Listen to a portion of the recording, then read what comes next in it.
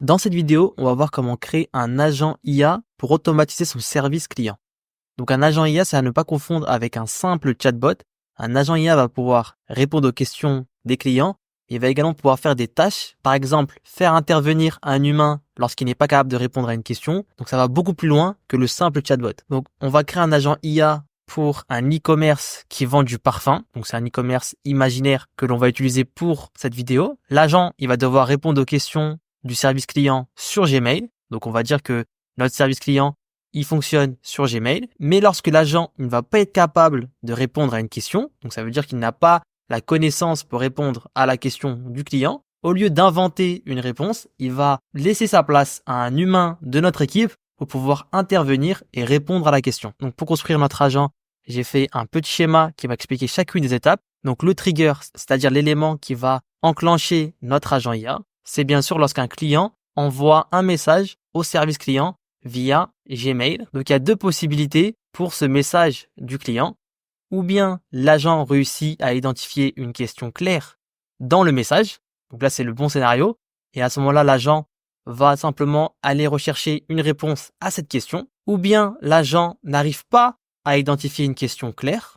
Donc c'est un message d'un client, mais à l'intérieur, il ne trouve pas une question claire à laquelle il peut répondre. Et à ce moment-là, il va simplement renvoyer un email au client, lui demandant de clarifier sa demande et d'apporter plus de détails pour qu'il puisse identifier une vraie question à l'intérieur de son message. Donc dans le cas de figure où l'agent identifie une question claire, l'étape suivante, ça va être évidemment de rechercher dans les connaissances de l'agent si la réponse existe. Donc les connaissances de l'agent sur l'entreprise, c'est nous qui allons les mettre en place par la suite. Donc il y a deux possibilités lorsque l'agent fait une recherche dans les connaissances, ou bien il dispose d'une réponse à la question du client, et du coup à ce moment-là, il va simplement envoyer un email réponse, ou bien il ne dispose d'aucune réponse pour la question du client dans ses connaissances. Donc la question, elle va être envoyée à un membre de notre équipe. L'agent ne va pas prendre l'initiative de répondre à une question s'il ne connaît pas la réponse. Et du coup, le membre de l'équipe va lui pouvoir répondre à la question si elle revient. Pour construire notre agent IA en no-code, on va utiliser Relevance AI. Le lien sera directement en description de vidéo. Donc sur Relevance AI, j'ai déjà construit l'agent service client qu'on va utiliser. Il sera aussi présent dans la description. Vous pouvez directement l'utiliser. Donc, il y a quelques parties qu'il va falloir modifier pour que l'agent puisse donner des réponses propres à votre business. Et je vais directement vous les donner. Donc, déjà, quand on arrive sur Relevance AI, il y a trois parties importantes. Une partie où on peut construire les agents. Une partie où on peut construire les outils dont vous disposez les agents.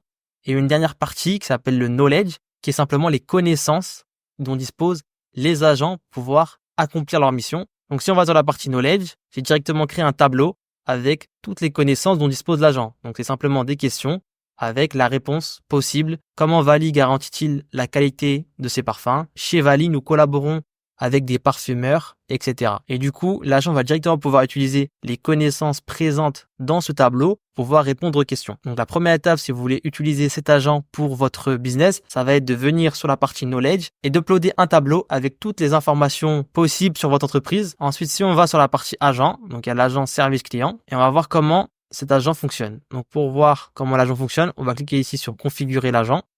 Donc la première chose, ça va être de mettre en place le trigger, c'est-à-dire l'élément qui va enclencher notre agent. Ici, vous allez sélectionner Gmail, l'email de votre service client directement sur ce trigger. Ensuite, on a le prompt. On donne le rôle de cet agent, donc c'est-à-dire on le définit qui il est. Donc là, c'est simplement celui qui gère le service client. Ensuite, on a le contexte, c'est-à-dire qui nous sommes. Donc on donne des informations sur notre entreprise.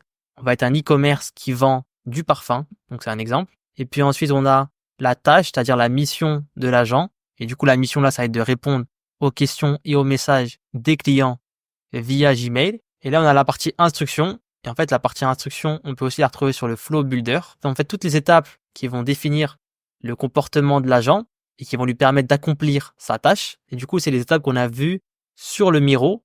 Et directement, on va pouvoir, pour chacune des étapes, ajouter les outils à utiliser. Ça commence avec la question d'un client sur Gmail.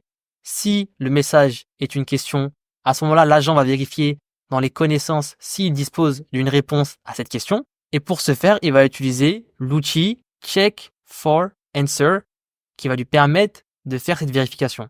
Et si le message n'est pas une question claire, l'agent va demander au client de clarifier sa demande et il va utiliser un outil qui va lui permettre de faire ça. Ensuite, on a la partie outils. Donc là, c'est là qu'on ajoute tous les outils que notre agent va pouvoir utiliser. Donc, par exemple, l'outil qui va permettre à l'agent de répondre au client, Send Answer to Customer. Et du coup, si vous voulez créer vos propres outils, vous devez retourner sur la page principale de Relevance AI.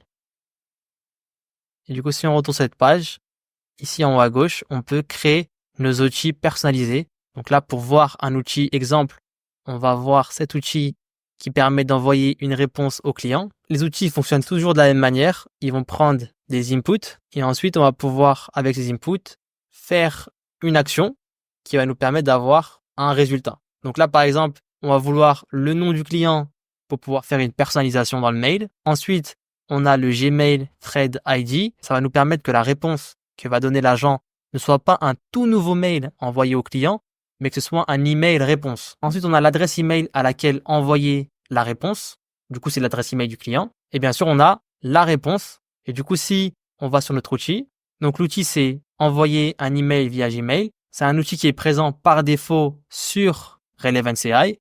Et lorsqu'on l'utilise, il va nous demander d'entrer certaines variables. Et du coup, ces variables, ce sont simplement nos inputs. Donc, la première variable qui est demandée, c'est l'email destinataire, c'est-à-dire l'email du client. Et là, on entre la variable toEmail. Donc, si on remonte dans nos inputs, on voit bien qu'il y a le toEmail. Donc là, on voit le nom de la variable juste en bas en vert. Et c'est bien sûr l'adresse email du client. Ensuite, il nous demande est-ce qu'on veut mettre des CC ou des BCC pour cet email. Là, on n'en a pas besoin. On a aussi le subject line de cet email, c'est-à-dire l'objet de l'email. Ici, il est vide parce qu'en fait, c'est un email réponse. Et du coup, il n'y a pas besoin de subject line. L'email de la forme bonjour et ensuite on a le nom du client, sender. Le nom du client, c'était l'un des inputs. Et ensuite, on a l'email body, c'est-à-dire la réponse apportée au client. Et puis finalement, il y a aussi ce qu'on avait vu, le Gmail Thread ID. Donc, ça va être un identifiant qui va permettre d'envoyer un mail réponse plutôt qu'envoyer un tout nouveau mail au client. Et du coup, ça, c'est au niveau de notre outil. Si on ouvre ces paramètres, on peut descendre vers le bas. Et ici, tout en bas, on voit qu'il y a le Gmail Thread ID. Et du coup, c'est à ce niveau-là qu'on va pouvoir ajouter cet identifiant. Si vous voulez utiliser cet agent pour votre business, il y aura quelques modifications à faire. Donc déjà, au niveau du prompt sur la partie contexte, il va falloir modifier la partie contexte et entrer votre propre contexte. Ensuite, il y aura un tool à modifier. Donc, on retourne sur la page d'accueil. On va sur les outils. Et l'outil qu'on va modifier, il s'appelle Escalate to Human. Donc, c'est l'outil qui permet à l'agent de faire appel à un humain de l'équipe pour pouvoir l'aider lorsqu'il ne peut pas répondre à une question. Du coup, vous allez sur cet outil et vous allez cliquer sur Edit, ce qui va vous permettre de modifier l'outil. Et en fait, la simple modification qu'il faut faire au niveau des inputs, ici, vous allez simplement entrer l'adresse mail d'un membre de votre équipe. Et du coup, lorsque l'agent ne sera pas capable de répondre, c'est à ce membre-là que l'email sera envoyé. Donc là, j'ai fait un test de notre agent. J'ai envoyé un email directement à mon email de service client et j'ai posé une question. Bonjour, vous vendez des parfums odeur vanille. Et du coup, l'agent a fait chacune des étapes de son côté. Donc d'abord, il a cherché une réponse. Ensuite, il a vu qu'il n'avait pas de réponse et il a fait appel à un humain pour pouvoir l'aider. Du coup, lorsque je vais dans l'adresse mail que j'ai mis pour l'humain qui doit intervenir, je reçois bien un message qui m'indique que la question m'a été transmise. Pour ce qui est du pricing de Relevance AI, vous avez une version gratuite qui vous permet d'avoir 100 crédits par jour. Donc, en pratique, ça correspond à environ 2-3 emails par jour. Donc, si vous avez très peu d'emails par jour, vous pouvez rester sur la version gratuite. Et si vous voulez améliorer votre plan, vous avez des plans qui commencent à 19 € pour jusqu'à 600 €. Donc, il y en a pour toutes les tarifications.